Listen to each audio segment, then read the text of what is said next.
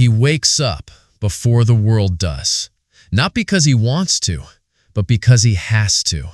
The alarm doesn't just pull him from sleep, it pulls him back into the fight. Not the kind with fists or weapons, the quiet war, the one no one sees. This war doesn't wear a uniform, it wears responsibility, expectations, silence. It's the pressure to provide, to be solid when everything else is shaking, to hold it together when he's falling apart inside. He doesn't talk about it. He doesn't have time to. Most people will never notice. They'll see a man who gets things done, who shows up, who works, who doesn't complain. But what they won't see is the cost, the fatigue buried in his eyes, the ache in his chest, the weight he carries that has no name. There's no medal for what he's doing, no crowd, no cheers, just long nights and early mornings, just doing the right thing over and over without anyone saying, "I see you." And maybe he tells himself it doesn't matter, that recognition is weakness, that real men keep moving. But the truth is, even the strongest man needs to be seen. Not saved, just seen. To be asked, "How are you, really?" And know that the question isn't transactional, that someone actually wants the answer, that someone notices the weight he never puts down. He's been conditioned to fight alone, to bleed silently, to walk through fire and say, "I'm fine." But every warrior, no matter how disciplined, has a breaking point. And the most dangerous battles, they're not out there. They're in here, inside, where no one can see. Don't mistake his silence for peace. He's not coasting, he's surviving. He's learned to smile with tired eyes, to laugh without joy, to carry his scars like they're part of the uniform. Not because he wants to, but because he believes he has to. But he is more than what he carries, more than what he's expected to hold. He is not a machine. He is a man. And inside that man is a heart that's still beating, still hoping, still waiting to be reminded that he's not invisible. No one sees his war, but it's real. And the fact that he wakes up and walks into battle anyway, that's what makes him extraordinary. He's not asking for rescue. He's not asking for pity. Just space to breathe. Just a moment to be human. He's the one cracking jokes in the group, holding the room together, making sure everyone's okay. And no one ever thinks to ask, is he? Because the smile looks real, the laugh sounds familiar, but behind it is something heavy, something quiet, something that doesn't sleep. He's mastered the art of holding it in, of carrying the weight behind his eyes without letting it show in his voice. Because vulnerability isn't safe. Because he was never taught how to say, "I'm not okay." So instead, he smiles, nods, powers through. But under the surface, he's exhausted. Not just physically, mentally, emotionally, spiritually. Not because he's weak, but because he's been strong for too long without rest, too dependable, too selfless, too together for anyone to notice he's unraveling. He's tired of being the strong one, tired of always being the safe space for others while his own pain collects dust, tired of feeling like if he ever let it out, the world might fall apart. So he keeps smiling, because the alternative feels dangerous, feels foreign. It's not that he doesn't want to be honest, it's that he's learned honesty costs him something. Relationships, respect, safety. So he plays the part. He becomes the version of himself everyone expects, while the real version waits behind closed doors. You think he's fine because he functions, because he works, because he shows up. But functionality isn't healing. Productivity isn't peace. And a smile doesn't mean the war is over. It just means he's fighting it quietly. There's strength in his silence, yes, but there's also danger. Because when you suppress too long, you forget how to release. And when no one sees your tired eyes, you start believing they never will. So, if you know a man like this, don't just wait for him to open up. Sit with him. Be where the words aren't. Because sometimes the deepest pain doesn't have language. It just needs presence. He smiles, but he's tired inside. And the bravest thing he could do next is stop pretending that's enough. There's a pressure that doesn't clock out. It doesn't take weekends off. It doesn't ask how you're feeling. It just waits. Heavy, constant, silent. The pressure to provide, to protect, to always have the answer, the plan, the strength. And no one talks about what that costs. He doesn't say it out loud, but every dollar feels like proof of worth. Every late night, every overtime shift, every worry he doesn't share, they're stitched into his identity.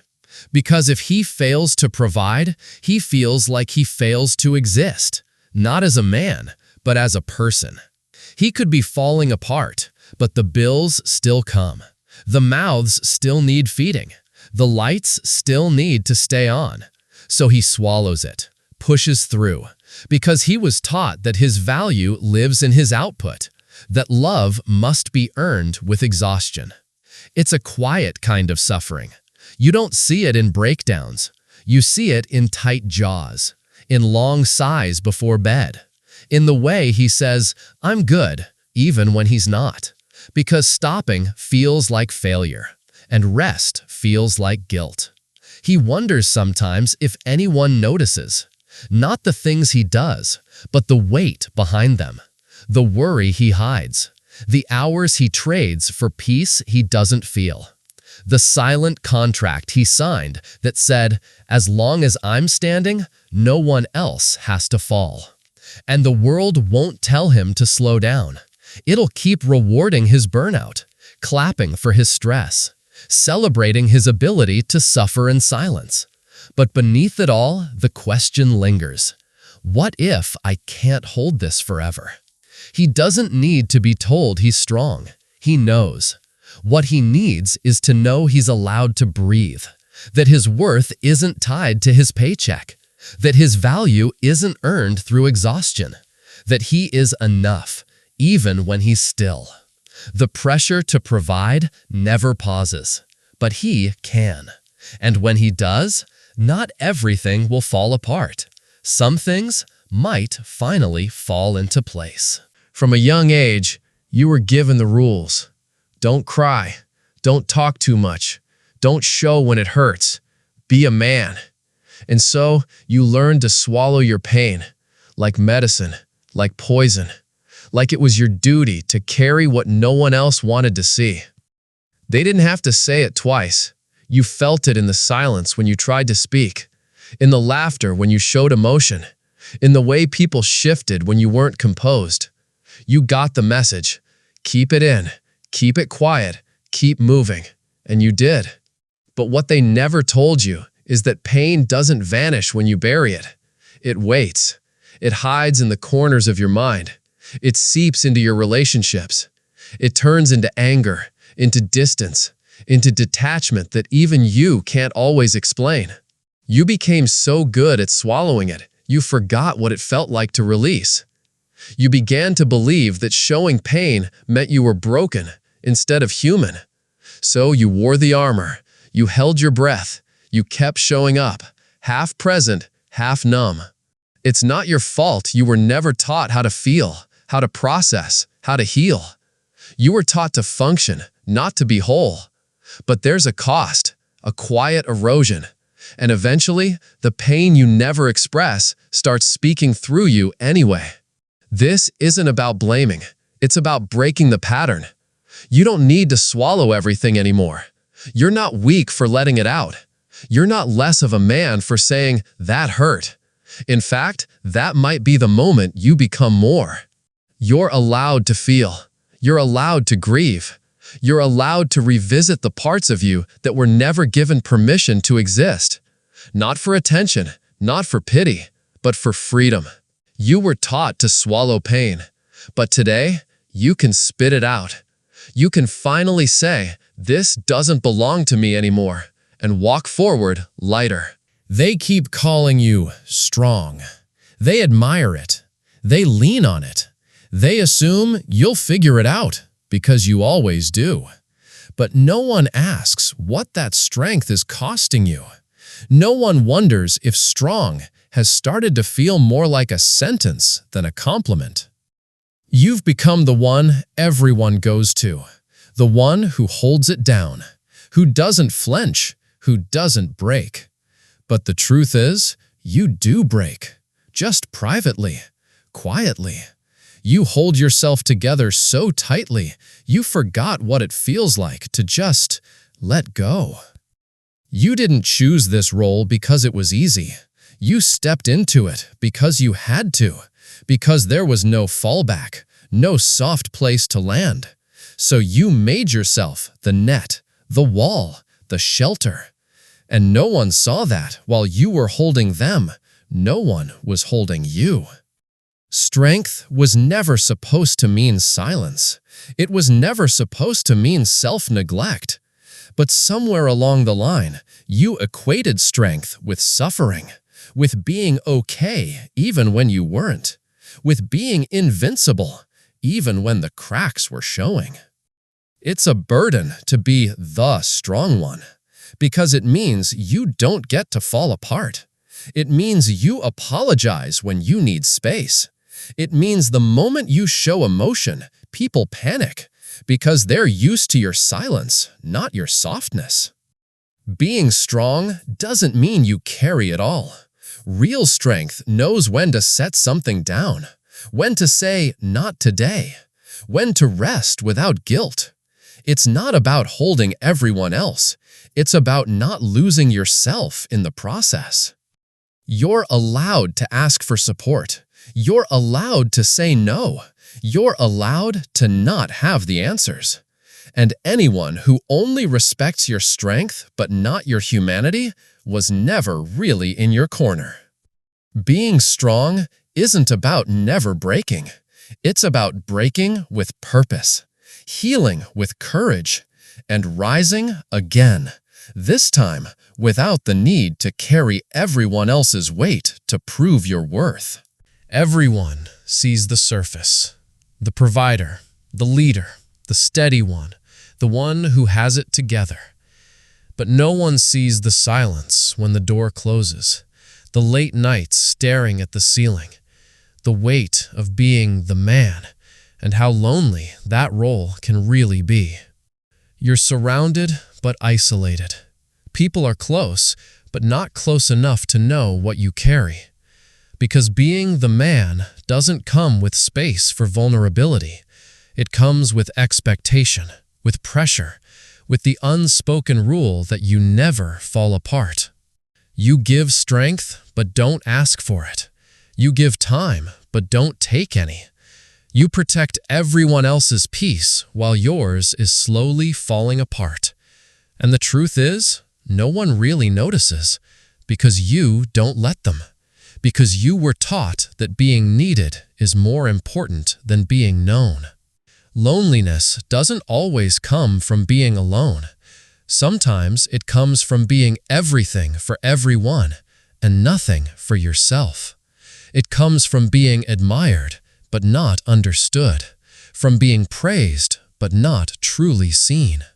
You don't complain, not because it doesn't hurt, but because you've convinced yourself it's part of the job. You carry it like armor, even though it's heavy, even though it's wearing you down.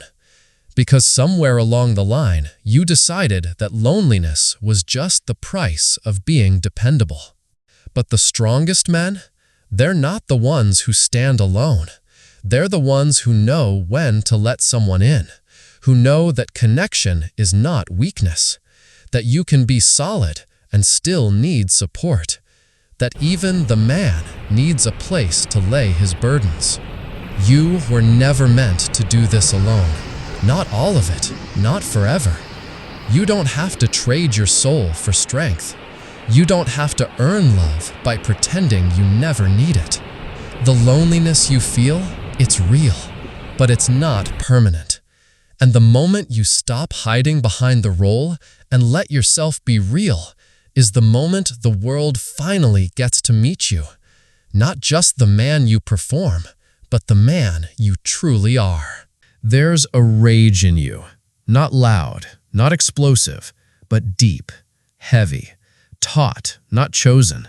It was built through years of being ignored, misunderstood, taken for granted.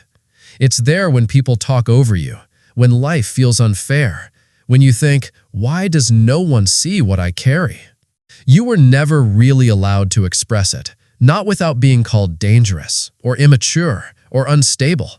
So you stuffed it down, buried it beneath smiles, translated it into silence, and sometimes that silence screams. But let's be clear, anger is not the problem.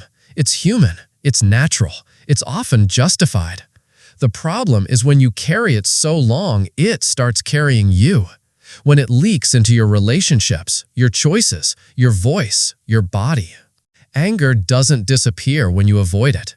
It transforms into sarcasm, into numbness, into distance. And what looks like apathy is really a volcano waiting to erupt.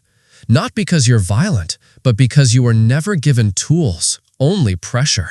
It's okay to be angry. It's okay to feel. But don't stop there. Let that anger lead you inward. Let it show you what still hurts, what's still bleeding, what you still believe about yourself that no one ever helped you unlearn. Anger is a signal, not a solution. It tells you something's wrong, but it won't fix it. That's where healing comes in. That's where transformation lives. Not in shouting, but in understanding. In facing the root, not just chopping down the throat. You're allowed to feel it, but don't let it define you. Don't let it be the only language you speak, because you are more than what hurt you. You are more than the reactions you learned to survive. It's okay to be angry, but heal. Not because they deserve your forgiveness, but because you deserve your freedom. There's a voice in your head that tells you to figure it out alone. That if you were strong enough, smart enough, man enough, you wouldn't need anyone. You'd carry it yourself, fix it yourself, bleed quietly, and keep moving. That voice sounds noble, but it's lying. You've helped others. You've been there, held space, held pressure, held people together. But when it comes to you, there's a hesitation, a shame, a belief that help is for the broken and that needing it means something's wrong with you. But help isn't for the weak. Help is for the brave. Do you know how much strength it takes to say, I don't have this figured out? To say, I can't do this alone? That's not surrender. That's strategy. That's growth. That's what real men do when the armor gets too heavy to carry alone. You are not a machine. You are not built to carry everything without rest, without release, without connection. Asking for help doesn't strip you of dignity. It reminds you that you're human and that your worth was never tied to your ability to suffer in silence. There are people out there who will listen, who won't try to fix you or judge you, just see you. But they can't reach you if you're still hiding behind your silence. If you're still pretending you're fine just to protect an image no one actually needs you to maintain. Stop believing that struggle earns you respect. Start believing that honesty earns you healing. That vulnerability isn't exposure, it's evolution. And the man who can ask for help becomes the man who no longer fears his own reflection. You are not weak for needing help. You are wise. You are brave. You are human. And asking for help might not change everything overnight, but it will change you. So let go of the shame. Let go of the lie that strength means silence. You are not failing. You are finally showing up for yourself. No one sees it. The nights he sits on the edge of the bed, elbows on knees, staring into the dark. The moments when the pressure cracks his composure, when the weight of everything finally becomes too much. That's where he breaks, not in public, but in private. There's no audience, no comfort, just the sound of his breath trying to steady, just the thoughts he wouldn't dare say out loud. He doesn't break loudly. He breaks like a dam, silent, until everything rushes through. But he doesn't stay broken. He sits in the wreckage, feels it, faces it, and then, somehow, he starts to build. Not because anyone tells him to, not because someone's watching, but because he knows he can't stay there. He knows his life is his responsibility. This rebuilding, it's not polished, it's not pretty.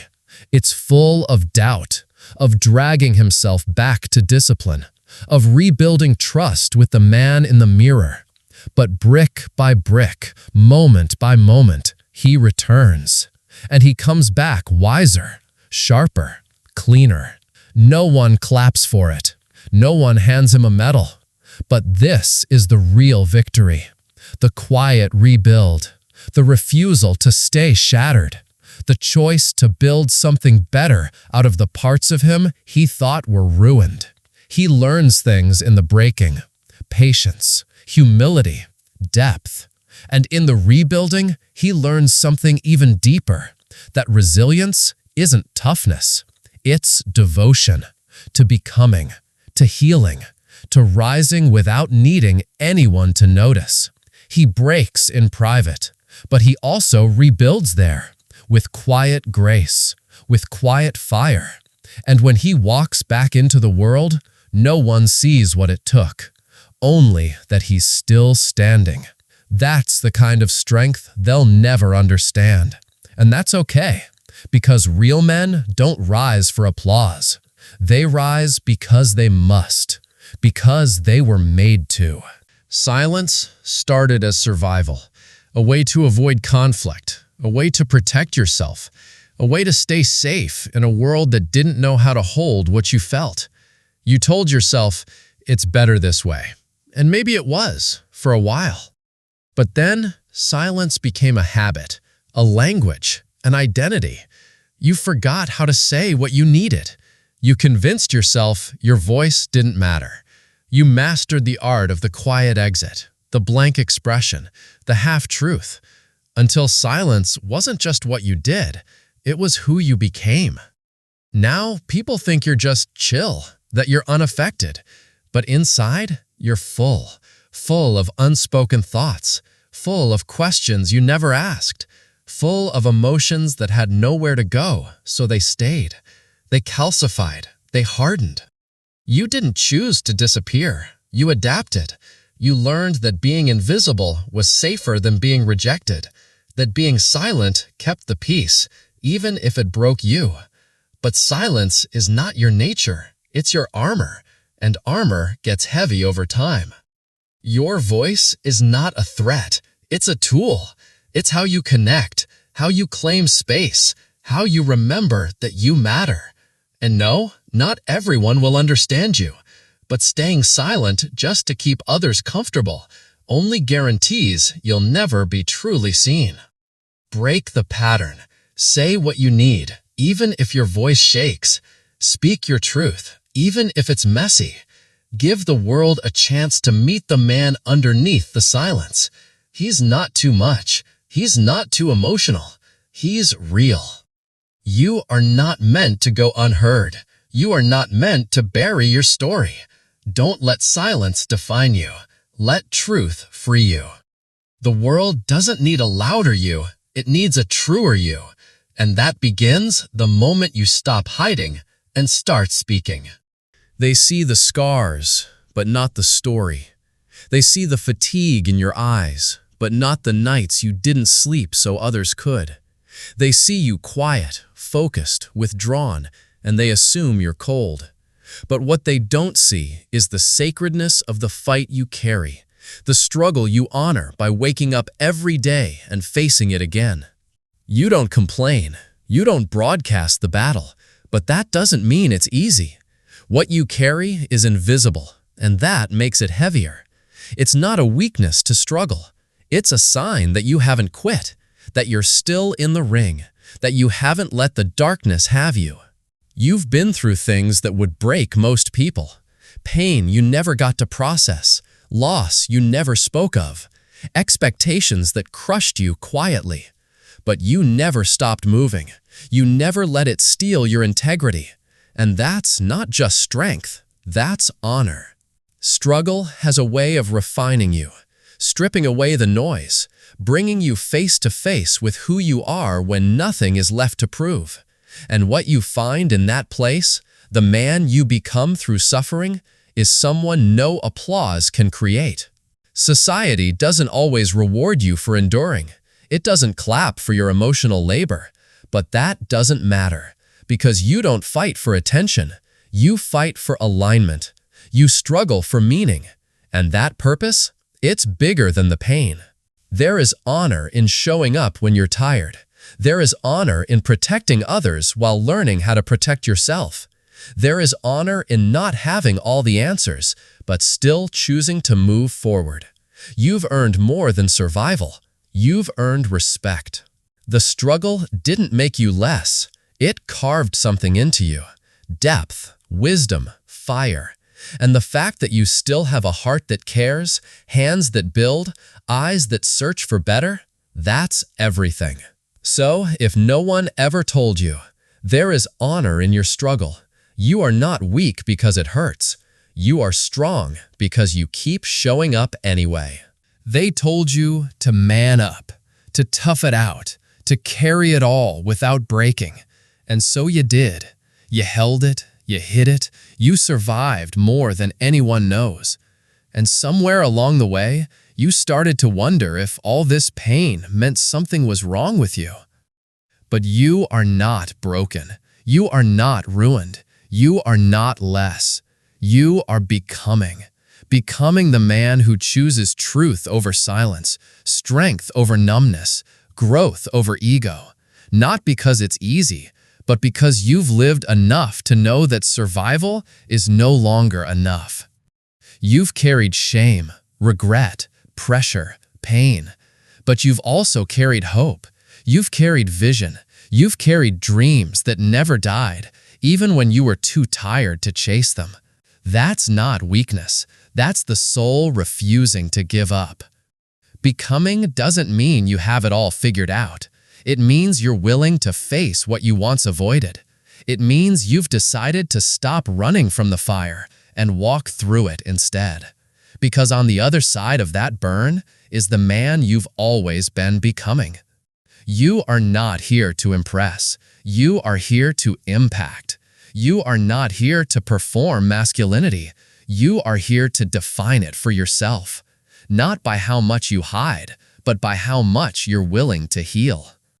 The fact that you're still here, still choosing growth, still holding the line, still reaching for something better, means you're not finished. You're not broken. You're in process, in motion, in the middle of a transformation no one can take from you. You are not broken. You're becoming. And when you finally see that, everything changes.